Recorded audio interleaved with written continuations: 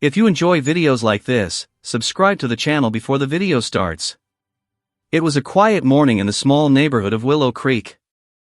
The sun was just rising, casting soft golden light on the rows of neat houses. Birds chirped in the trees, and a gentle breeze moved through the leaves. Life here had always been calm and peaceful, just the way Mary had liked it. Mary was a single mother who had moved to this neighborhood with her daughter, Emily, 5 years ago. Emily was a bright little girl, full of smiles and laughter, but she had a condition that made it impossible for her to walk. She used a wheelchair, and Mary had always done everything she could to make sure Emily felt safe and happy. Mary loved Willow Creek. The neighbors were kind, children played together, and everyone respected each other's space. But that morning, as Mary wheeled Emily out of the house for their usual walk, something felt off. There was a new car parked across the street, a shiny black SUV that didn't belong to anyone she knew. And standing beside it was a woman, perfectly dressed, with a sharp look in her eyes. This was Karen. From the first moment Mary saw her, she felt a chill run down her spine. Karen had the kind of face that smiled politely but eyes that seemed to judge everything. She waved at Mary, but it wasn't a warm wave, it felt cold, almost like a warning. Mary tried to smile back. "Hi, I'm Mary. And this is Emily," she said softly. Emily waved her tiny hand with a cheerful grin. But Karen's smile didn't reach her eyes. She just looked at Emily in the wheelchair and nodded once before turning away. Over the next few days, Karen became a constant presence in the neighborhood. She always seemed to be watching, always noticing the smallest things. Mary would catch glimpses of her peering from her window, or standing by her car, arms crossed, silently judging. Karen would complain to the Homeowners Association, HOA, about the tiniest things: noise from children playing, a slightly untrimmed bush, even the color of someone's mailbox. At first, Mary thought it was just the usual neighborly quirkiness. But slowly, it began to feel more like something else. Something darker. One afternoon, Mary and Emily were walking to the park. Emily loved the park. It had a small playground designed for children with special needs, and she always giggled as her wheelchair rolled down the smooth paths. But that day, as they passed Karen's house, the woman stepped outside. She didn't wave or smile. Instead, she simply stared. Her eyes followed Emily as she moved, and she had a strange smirk on her face. Mary felt her heart tighten. Something about that smirk made her uneasy. She tried to ignore it and kept walking, but she couldn't shake the feeling that Karen enjoyed seeing Emily struggle, even in the smallest ways. Mary had always tried to be a good neighbor. She had greeted everyone, helped with small tasks, and kept her yard tidy. But Karen seemed impossible to please. One evening, Mary found a note slipped under her door. It was from Karen, complaining about the sound of Emily's wheelchair rolling over the sidewalk. The note was polite on the surface, but the words felt sharp, almost cruel. Mary crumpled it in her hand and felt a wave of frustration. She wondered why someone could be so mean, especially when a little girl like Emily was involved. The tension began to build. Small things happened almost every day. Karen would drive slowly past Mary's house, staring through the window, or park her car too close to the sidewalk, blocking the path. Emily noticed it too. Sometimes, she would glance at Karen and frown, her small hands gripping the wheelchair. "Mom, why does she look at me like that?" she would ask. Mary would force a smile and try to reassure her daughter. "She's just a new neighbor, sweetie. Don't worry about her." But inside, Mary felt a growing fear. Something about Karen wasn't right. One evening, as the sun dipped behind the trees, Mary and Emily were coming back from a walk. The street was quiet, and only the faint sound of children playing in the distance could be heard. Karen's black SUV was parked near the end of the road, just as it had been every day. But this time, she was standing in the middle of the street, arms crossed, watching them approach. Her eyes locked on Emily's wheelchair, and she smiled. Not a friendly smile, but a cruel, knowing smile. Mary felt her stomach drop. "Mom, why is she looking at me?" Emily whispered, her voice small and scared. Mary's heart ached at the fear in her daughter's eyes. She tried to push down the panic rising in her chest. "She's just being nosy," Mary said, but her voice didn't sound convincing, even to her. As they passed Karen, she said nothing. She didn't wave, didn't smile. She just stared. And for a moment, Mary felt like Karen was enjoying their discomfort. She wanted to confront her, to tell her to back off, but something in Karen's eyes froze her in place. There was something dangerous there, something that Mary couldn't explain. That night, Mary sat in her living room, Emily asleep beside her. She replayed the day over and over in her mind. Karen's smirk, the way she watched them, the way she seemed to take pleasure in Emily's vulnerability, it all made Mary uneasy. She knew that life in Willow Creek would never be the same. Something had shifted. Something had changed. And deep down, she feared that Karen wasn't just an annoying neighbor. She might be a threat. Mary didn't know it yet, but this was only the beginning. Karen's presence would grow more intense, more dangerous, and more personal. What started as small annoyances would soon turn into something terrifying. And one day, Mary would realize that Karen's actions were not accidents, they were deliberate. For now, though, Mary could only hope. She could only hope that the woman next door wouldn't do anything worse. She could only hope that Emily would remain safe. But even as she whispered a silent prayer, she couldn't shake the feeling that something dark was watching them, waiting for the right moment. And that moment, Mary would soon learn, was coming. The next morning, the sun rose like any other day, but Willow Creek no longer felt the same to Mary. There was a strange heaviness in the air, as if the neighborhood itself was holding its breath. Mary could feel it in her chest as she wheeled Emily down the street. Her daughter's laughter had faded into quiet hums, her tiny hands gripping the wheelchair tightly. Emily's eyes were wary, scanning the surroundings. Mary wished she could tell her that everything was okay. But deep down, she knew that something was wrong. Karen had made her presence unavoidable. Her black SUV was parked in a different spot today, blocking part of the sidewalk. It was as if Karen wanted Mary to notice, as if she wanted to send a silent message. Mary's stomach churned as she wheeled Emily around the car, keeping a careful distance. "Mom, why does she always park like this?" Emily asked softly. Her voice was full of confusion and fear. Mary didn't answer immediately. She didn't know what to say. Every day, Karen's actions seemed more deliberate. Every day, her smirk lingered longer in Mary's mind. Mary decided to take a detour through the small park nearby. It was a place where Emily could feel free, where she could smile again. But even here, Karen seemed to find a way to interfere. As Mary pushed Emily along the path, she noticed a shadow move between the trees. Karen was standing there, half hidden, watching them. Mary froze for a moment. Her heart raced. She wasn't sure if Karen had been following them from home or had simply arrived early. Karen didn't say a word. She just stood there, smiling faintly, arms crossed, eyes locked on Emily. The wind rustled the leaves, and for a moment, Mary imagined it was her own paranoia playing tricks on her. But when Emily flinched and whispered, "Mom," she's staring again, Mary knew it wasn't a trick. Karen's attention was deliberate. It felt like she was waiting for something, like she was planning. They tried to enjoy the park. Emily laughed a little as she spun around slowly in the wheelchair, enjoying the soft pavement.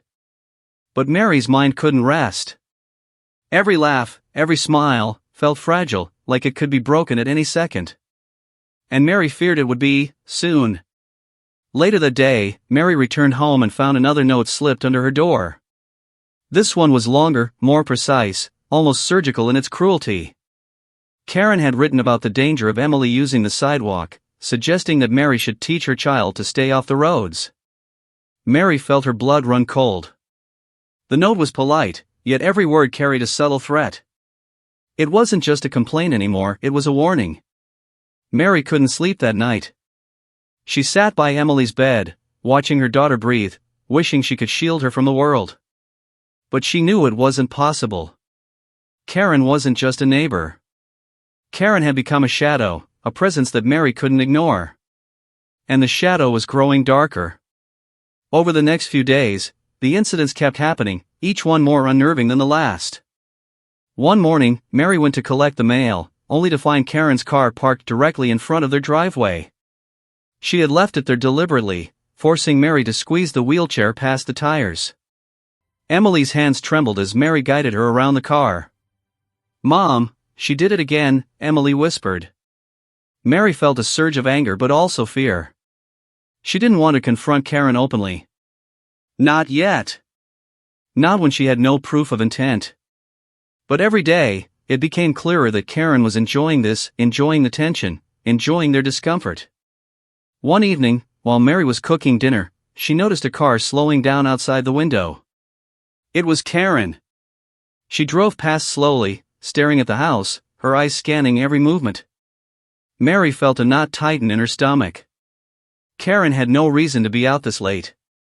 She wasn't visiting anyone. She wasn't delivering anything. She was watching them. Waiting. Mary began documenting everything. She took photos, wrote down times and dates, even recorded small videos of Karen's suspicious behavior. She knew she needed evidence if things escalated. She didn't yet realize that Karen would escalate, and soon. Then came the small but chilling incident that made Mary's blood run cold. Emily was outside, enjoying the sunlight, when Karen suddenly appeared from around the corner. She leaned over Emily's wheelchair, smiling, and made a slow, deliberate movement with her hand as if to push the chair, but stopped just before contact. The gesture was small, almost unnoticeable, but Emily recoiled, frightened. Mary ran outside immediately, shouting, and Karen simply smiled, shrugged, and walked away. No words, just a cruel, calculated smile. That night, Mary couldn't sleep. She kept replaying the incident in her mind, wondering if she had imagined it. But Emily's frightened eyes told her the truth. Karen was dangerous. She wasn't just being mean. She was testing boundaries, playing games. And Mary had a sinking feeling that one day, the game would go too far. Mary spoke to a few neighbors, hoping someone else had noticed Karen's odd behavior. Some shrugged it off, calling it just a quirky neighbor. Others whispered about her past incidents in other neighborhoods. But no one wanted to confront her directly. Karen had a reputation, and fear kept most people silent. Mary realized she was alone in this fight. The next morning, as Mary wheeled Emily down the street, she saw Karen standing in the middle of the road. She wasn't smiling this time. Her face was calm, almost cold. She made no move to greet them. Instead, she simply watched. Mary's pulse quickened. The quiet street suddenly felt like a trap. Every step, every turn of the wheelchair, felt like it could trigger something dangerous. Mary knew she had to protect Emily, but she didn't know how. Karen was unpredictable, and the tension between them was growing with each passing day. Mary had a choice: confront the danger head-on, or try to avoid it and hope Karen's dark interest faded. Deep down, she knew Karen wouldn't stop. Not until something broke, something was hurt. And Mary feared the day was coming sooner than she could imagine. The morning sun barely touched the street when Mary wheeled Emily out for their usual walk. The air was crisp, but Mary's heart was heavier than ever. After the strange incidents over the past week, she couldn't shake the feeling that danger was waiting just around the corner. Emily, unaware of the tension, hummed softly, enjoying the motion of her wheelchair. Mary forced a smile. She wanted to keep the morning normal, peaceful. But normal had become impossible. Karen's black SUV was already parked across the street, angled slightly, blocking part of the sidewalk. It wasn't unusual anymore. Mary had started noticing patterns. Karen always found a way to be exactly where she didn't belong, always observing, always planning. "Mom, she's there again," Emily whispered, her voice trembling. She had started noticing Karen's presence as more than just coincidence. Mary took a deep breath, forcing calm into her own voice. "Let's ignore her, okay? Just a quick walk today," she said. But ignoring Karen had never worked before. And it wouldn't work today. As Mary guided Emily around the corner, Karen emerged from behind a tree. There was no greeting, no small smile. Just the cold, calculating stare Mary had grown to dread. She stepped into the path of their walk, blocking the road entirely. Mary's pulse quickened. She tried to steer Emily around her, but Karen shifted subtly, moving to the side just enough to funnel them toward the street. Mary's instincts screamed at her, something was wrong. This was deliberate. This wasn't just a neighborhood feud anymore. Karen's lips curved into a smirk that made Mary's stomach drop. Slowly, deliberately, Karen got into her SUV, the engine humming softly. Mary froze. She couldn't believe what she was seeing. "Mom, what is she doing?" Emily asked, her tiny hands clutching the wheelchair. Her voice quivered, echoing fear Mary felt deep in her bones. Mary's mind raced. She tried to push Emily to safety, but Karen's SUV rolled forward just slightly, as if testing boundaries, as if seeing how far she could go. The vehicle didn't move fast, not yet. But Mary felt a wave of dread wash over her. She had faced difficulties before, but never like this. Never someone deliberately trying to hurt her daughter. Suddenly, Karen nudged the car forward, just enough to hit the edge of Emily's wheelchair. The metal scraped. Emily screamed. High, sharp, terrified. Mary's heart stopped. She lunged forward, grabbing the wheelchair, trying to stop it. But the SUV rolled another inch, and Karen's laughter rang out, a cruel, soft laugh that seemed to pierce Mary's soul. "Stop! Stop it!" Mary shouted, panic overtaking her. But Karen didn't. She didn't even slow down. Her smile widened, almost enjoying the fear she was causing. The neighbors had noticed too. A few looked from their windows, unsure if they should intervene. But Karen's reputation, her sharpness, made everyone hesitate. Mary finally got Emily out of the wheelchair, holding her tight. Emily's small body shook as tears streamed down her face. Her hands clutched Mary's arms, and her breathing was fast and uneven. Mary's chest heaved as she tried to calm her daughter, whispering words she didn't fully believe. It's okay, we're safe now." Karen backed the SUV up slowly, then drove off, leaving a chilling silence behind. No apology. No hesitation. Just a deliberate act in the aftermath of fear. Mary's mind raced. She had never felt rage and fear so tightly entwined. This wasn't just harassment anymore. This was deliberate harm. Karen had crossed a line. And Mary knew it was only the beginning. Later, at home, Mary inspected Emily's wheelchair. The wheels were bent slightly from the scrape. Nothing that couldn't be fixed, but it wasn't about the damage, it was about intent. Karen had wanted to scare them. To assert control. And she had succeeded. Emily sat on the couch, holding her favorite stuffed rabbit, still trembling. "Mom, why did she do that? Why did she want to hurt me?" Her small voice was full of innocence and confusion, and Mary felt tears burn her eyes. She didn't have an answer. There was no reason. Only cruelty. Mary knew she couldn't stay silent. She documented everything, photos of the wheelchair, notes about the time and place, even a shaky video taken on her phone. This had to be evidence. If Karen could do this once, she could do it again. The neighborhood buzzed quietly the next day. People whispered about what had happened. Some called it an accident. Some said Mary was overreacting. But Mary knew the truth. She could feel it deep in her bones. Karen wasn't just a problem neighbor. She was a threat. And threats don't stop on their own. That evening, Mary sat by Emily's bed, holding her hand as she slept. The sound of her daughter's soft breathing was the only thing keeping her calm. She thought about Karen, the cold eyes, the cruel smirk, the deliberate act of harming Emily. And she knew that the next time, Karen might not just nudge the wheelchair. Next time, it could be worse. Mary made a silent promise to herself. She would protect Emily. She would not let Karen intimidate them. But she also knew that confronting Karen directly was dangerous. She had to be smart. Careful. Every move had to be calculated. And in the dark corners of Willow Creek, Karen was already planning her next move. After the terrifying incident with the wheelchair, life in Willow Creek had changed for Mary and Emily. Every sound outside their house made Mary's heart skip a beat. Every passing car, every shadow in the street, made her jump. The neighborhood that had once felt safe now felt like a cage, and at the center of it was Karen, the woman with the cold smirk, the calculating eyes, and the cruel streak Mary could not ignore. That morning, Mary tried to take Emily out for a walk again, but even stepping outside felt like stepping into a trap. Karen's black SUV was nowhere in sight. For a moment, Mary felt relief. Perhaps Karen had left? Perhaps this day would be normal.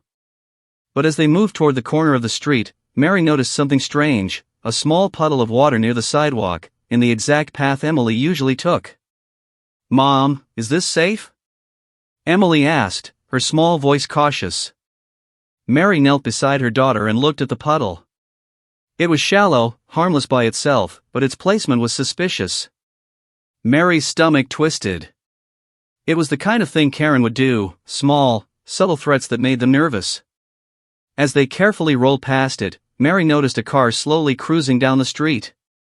It wasn't moving fast, just slow enough to be noticed, slow enough to watch. And then, Mary saw it, Karen, behind the wheel, eyes locked on Emily. She waved, innocently, almost sweetly. But Mary didn't feel the sweetness. She felt the threat. For the first time, Mary realized Karen's cruelty wasn't just in what she did, it was in how she made them feel. Fear, uncertainty, paranoia. Karen had become the shadow in every quiet moment. She had made it impossible to feel safe, even in their own neighborhood. That evening, Mary noticed something else. Karen had left a small note on their mailbox. Not like before, polite complaints or vague threats. This one was different. It said, "Be careful where you go. Not everyone in Willow Creek is as kind as they seem." The words were simple, but the meaning was clear. Karen was warning them. Or threatening them. Mary didn't know which, but the effect was the same. Days passed, and the incidents continued. Karen's interference became more subtle but more disturbing. Sometimes she would appear while Mary and Emily were at the park, standing silently across the way, watching, never approaching, never speaking. Other times, she would park in unusual places, blocking driveways, or leaving her car too close to the sidewalk so Mary had to maneuver Emily around it carefully. Mary's nerves were fraying. Every day felt like walking on a tightrope. She was constantly on alert, watching, planning, fearing. Emily began to notice too. She stopped laughing during walks, stopped spinning in the wheelchair. Her eyes were wide, scanning every car, every shadow. Mary tried to reassure her, "It's okay, sweetie. She can't hurt us. We're careful." But even as she said it, Mary felt the lie in her own words. One afternoon, Mary decided to take a different route, hoping to avoid Karen. But as they turned a corner, there she was, Karen, standing at the edge of the park, smiling faintly, holding a cup of coffee, pretending to enjoy the day. It was almost comical, if it weren't so terrifying. Karen didn't acknowledge them, didn't say a word. She just stood there, watching. Waiting. And Mary realized with a sinking feeling, there was no escape. That night, Mary sat in her living room, Emily asleep in her bedroom. She went through the small journal where she had been documenting Karen's behavior, times, dates, photos, videos, notes. Every entry made her feel smaller, weaker, more desperate. Karen was clever. She left no clear proof of intent, only fear and uncertainty. If Mary tried to confront her directly, she could be accused of exaggerating, of overreacting. Then, Mary heard a noise outside. A soft, deliberate tapping on the window. She froze. Her heart pounding, she tiptoed to the window. Outside, Karen's face appeared briefly, eyes locked on Emily's bedroom window. She smiled, just for a moment, then disappeared. Mary's hands trembled. The thought that Karen was watching them inside their home, inside Emily's bedroom, made her blood run cold.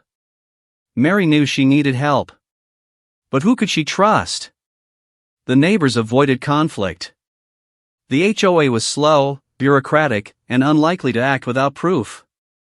Police involvement seemed premature, without concrete evidence. And yet, waiting felt dangerous.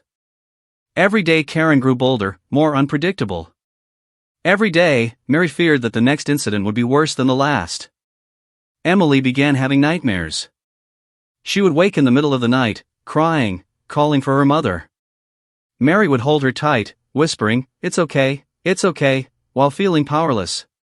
She realized that Karen had begun to invade not just their days, but their nights, their minds, their sense of safety. The psychological toll was growing. Mary began to notice small, eerie details. Items slightly moved in their yard, tire marks in unusual places, and even strange messages left on their doorsteps. Each incident seemed minor alone, but together, they painted a picture. Karen was orchestrating fear, controlling their environment, and teaching them to feel unsafe everywhere. One evening, Mary and Emily were outside briefly, taking a short walk in the driveway. Karen's SUV rolled past slowly. Mary's heart sank. Karen didn't wave this time. She simply stared, her eyes cold, calculating, scanning every movement. And then she did something new. She reversed suddenly, stopping just a few feet from Emily's wheelchair. Mary's hands clenched the handles, ready to push her daughter back. Karen smiled again, then slowly drove away, leaving a silence heavier than any words. Mary realized that the next step was inevitable. Karen's actions were escalating.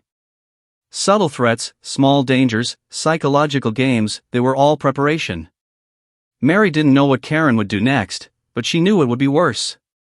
And Mary understood something else too. She could not wait. She had to act. She had to protect Emily. But acting meant risk. Confronting Karen directly could provoke her. Reporting her without evidence could make Mary seem paranoid. Avoiding her entirely was no longer possible. Karen had become a storm, and Mary was standing in the middle of it with Emily in her arms. That night, as Mary watched Emily sleep, she whispered a promise, I will protect you, Emily. No matter what she does. I won't let her hurt you. But even as she whispered it, a shadow of doubt lingered. How do you stop someone who is already planning their next move? Someone who thrives on fear? And in the quiet darkness of Willow Creek, Karen was already plotting. Her smile was calm, her eyes focused. She had set the pieces in motion, and the storm she was building would soon reach Mary and Emily in ways they could not yet imagine. The day started like any other, but Mary felt a heavy unease in her chest. Something about the morning sun seemed colder, harsher, as if it was warning her of what was coming. She wheeled Emily out of the house, trying to appear calm, forcing a smile that didn't reach her eyes. Emily, sensing her mother's tension, clutched her stuffed rabbit tighter than usual. Mom, are we safe today? Emily asked softly. Her voice trembled just enough to make Mary's heart ache. Mary knelt down, brushing a strand of hair from her daughter's face. We're safe, sweetie. Just a short walk, okay? Nothing to worry about, Mary said, though the words felt hollow even to her. They moved slowly down the street, trying to stay on familiar paths. But familiarity offered no comfort. Karen's black SUV was parked at the far end of the street, angled so it blocked part of the sidewalk. Mary's stomach tightened. She knew what Karen was capable of. She had already crossed the line once. And Mary feared she wouldn't stop there. As they turned the corner toward the park, Karen stepped out from behind her car. This time, there was no smile, no polite pretense. She simply stood in the middle of the sidewalk, arms crossed, eyes locked on Emily. The world seemed to narrow down to just Karen, Emily, and Mary. Every instinct in Mary screamed danger. Karen moved with a deliberate slowness that made Mary's pulse hammer in her ears. She got into the SUV and started the engine. The low hum of the car felt like a drumbeat of impending danger. Mary froze, unsure whether to push Emily back or to try to go around. Her heart pounded. She had never felt so powerless. And then, in a moment that Mary would never forget, Karen drove forward, not fast, but steady, precise. Her SUV nudged Emily's wheelchair directly. Metal scraped against metal. Emily screamed a piercing, terrified sound that echoed down the quiet street. Mary's body jolted as she lunged for her daughter, but the car kept inching forward, just enough to scare, just enough to hurt. Karen laughed. A soft, cruel laugh that made Mary's blood run cold. The sound wasn't loud, but it carried a weight of malice that made the world feel smaller, darker. Mary grabbed Emily, holding her tight as the little girl cried, her body shaking with fear. "Stop! Stop it, Karen!" Mary screamed, her voice raw with panic and rage. But Karen didn't. She paused for a moment, letting Mary see the cruel satisfaction on her face, before reversing the SUV and driving away slowly, leaving silence and fear in her wake. Mary's hands trembled as she examined Emily's wheelchair. The wheels were bent, the metal scratched, but Emily, thankfully, was physically okay. Yet the emotional damage was clear. Her daughter's eyes were wide with terror, her small body trembling in Mary's arms. Mary held her close, whispering reassurances she didn't fully feel herself. It's okay, we're safe now, Emily. I've got you." But Mary knew the truth. Karen had crossed a line that could not be ignored. This wasn't just harassment anymore. This was deliberate harm. And Mary realized that waiting, hoping, or ignoring it was no longer an option. Karen had made their lives a battlefield. Over the next few hours, Mary documented everything. She took photos of the wheelchair, the bent wheels, and the marks on the sidewalk. She wrote down every detail she could remember, the exact time, Karen's movements, the look in her eyes. This evidence would be crucial, she knew. If Karen tried to deny it, Mary needed proof. Later that evening, Mary sat in Emily's room, holding her daughter as she slept fitfully. She thought about the incident over and over. The fear in Emily's eyes, the cruel laugh that had followed them, the way Karen had driven with calculated precision, it all replayed in Mary's mind like a horror film she couldn't pause. Mary realized that the neighborhood that had once felt safe was now a place of danger. Every corner, every car, every shadow could hide Karen. She understood, more clearly than ever, that Karen thrived on fear. The psychological games, the subtle threats, the small acts of cruelty, they were all training exercises. Karen was preparing for something bigger, and Mary had no idea what it could be. That night, Mary made a decision. She would not let Karen continue unchecked. She would protect Emily at all costs. But she also knew she had to be smart. Karen was dangerous. Confronting her directly could provoke even worse behavior. Reporting her to the HOA or the authorities required evidence, and Mary had to make sure every incident was documented perfectly. Mary's mind raced with plans, strategies, and worst-case scenarios. She thought about installing cameras, contacting neighbors for witnesses, calling the police if necessary. Every action had to be precise. Every move had to protect Emily.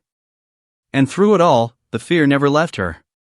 Fear for Emily's safety, fear of Karen's unpredictable cruelty, and fear of what might happen next. Emily stirred in her sleep, murmuring her favorite phrases from the day, trying to find comfort in the familiar. Mary stroked her hair, whispering softly, trying to transfer her own courage to her daughter. But even as she whispered, a shadow of doubt lingered. How do you stop someone who has already proven they have no limits? Someone who enjoys the fear they create? Mary knew that the next move Karen made could be even worse. She had crossed the line once, and there was no reason to believe she wouldn't cross it again. And in that quiet night, with Emily finally drifting into a restless sleep, Mary felt a determination harden inside her. She would fight. She would protect. And she would not allow Karen to win. Because Karen was dangerous, yes, but Mary's love for Emily was stronger. The day after the incident, Willow Creek felt heavier, darker, even though the sun shone bright. Mary had spent the night replaying Karen's cruel laugh over and over in her mind. Every detail of the previous day haunted her, the way Karen had nudged the wheelchair, the precise coldness in her eyes, the slow calculation in her movements. It was not just malice. It was strategy. And Mary knew one thing: Karen was planning her next move. Emily had been quiet all morning. She refused her usual walk, sitting on the couch and clutching her stuffed rabbit as if it were a shield against the world. Her small eyes darted toward the window every few minutes, scanning the street. Mary's heart ached. Her daughter, who had once been so full of laughter and joy, now carried a shadow of fear. Mary tried to bring normalcy back. She cooked breakfast, tidied the house, and coaxed Emily into small games inside the living room. But Karen's shadow lingered everywhere. Every creak in the street, every passing car, felt like a threat. Mary had become hyper-aware. She noticed tiny details that she hadn't before: scratches on the pavement, tire marks near the curb, even discarded receipts that suggested Karen had been watching. She couldn't ignore it. Karen had not only harmed Emily physically, she had planted fear in their lives. Mary felt trapped in a web, each strand spun by Karen's calculated cruelty. By mid-afternoon, Mary had made a decision: she would fight back, but carefully. First, she documented everything meticulously. She took photos of Emily's wheelchair, the bent wheels, the small scrapes on the pavement. She reviewed videos she had recorded over the past weeks. She wrote down exact times and locations of every incident. Mary knew she needed evidence, proof of Karen's deliberate actions, if she wanted to protect her daughter and herself. But even while she worked, fear gnawed at her. Karen was unpredictable. What if documenting the incidents made things worse? What if Karen noticed the cameras, the notes, and escalated her cruelty? Mary shivered at the thought. Later, Mary decided to confront a few neighbors discreetly. Perhaps someone had seen Karen's behavior up close. She knocked on doors carefully, her heart racing with every step. Some neighbors nodded sympathetically but avoided speaking too much. Others shrugged, saying, "She's always been like that in the neighborhood." But none of them were willing to help directly. Karen had a reputation, and fear kept them silent. Mary realized she was alone in this battle. Returning home, she found another note slipped under the door. This time, it wasn't a polite complaint or a subtle warning. It was almost taunting: "I see you documenting everything. Don't think that will help." The handwriting was neat, calm, but the words carried a chill that Mary couldn't shake. Karen was aware. She was watching. She knew Mary was planning, preparing, documenting. And she was enjoying it. Mary felt a mix of rage and terror. Karen was not just a problem neighbor. She was a predator, and Mary's home, her life, her daughter's safety, all of it was the hunting ground. But even in the fear, determination began to burn. Mary refused to let Karen win. She would protect Emily, no matter what. Over the next few days, Mary took small, careful steps. She rearranged the living room so Emily could play safely without being easily visible from the street. She checked locks, windows, and doors multiple times a day. She installed cameras, hidden but clear enough to capture Karen's movements. Every step was calculated. Every action was defensive, protective, strategic. Emily, meanwhile, became quieter, more withdrawn. She still smiled sometimes, but Mary noticed the shadows under her eyes, the hesitation in her movements. Mary whispered to herself as she watched her daughter sleep at night, "I will fix this. I will make sure she is safe. I will not let Karen win." Then came the subtle psychological games. Karen seemed to appear at odd times, not always overtly. Sometimes it was a shadow moving behind the curtains across the street. Sometimes it was a sudden glare from a passing car. Small things that were almost unnoticeable, but enough to keep Mary on edge. Karen was sending a message: "I am watching. I am in control." Mary's fear grew, but so did her resolve. She started keeping a detailed log of every movement, every shadow, every small incident. She noted the time, the weather, the angle of the sun, the direction Karen's car was parked. She wrote down Emily's reactions, every whimper, every glance of fear. Each entry strengthened her case, each note a step toward justice. But even as she worked, Mary couldn't shake a gnawing dread. Karen had escalated once before, and she could do it again, worse, faster, more dangerously. Every time Emily laughed, every time she spun her wheelchair, Mary's mind calculated: is Karen watching? Is she planning her next move? Late one night, Mary noticed movement outside her window. A car door slammed lightly. The street was otherwise silent. She peeked through the curtain. A shadow, short, precise, moved near the sidewalk. She couldn't see clearly, but a familiar feeling of menace filled her chest. Karen was there. She hadn't come to speak or wave. She was there to observe, to intimidate. To remind Mary that no matter how prepared she thought she was, Karen was always one step ahead.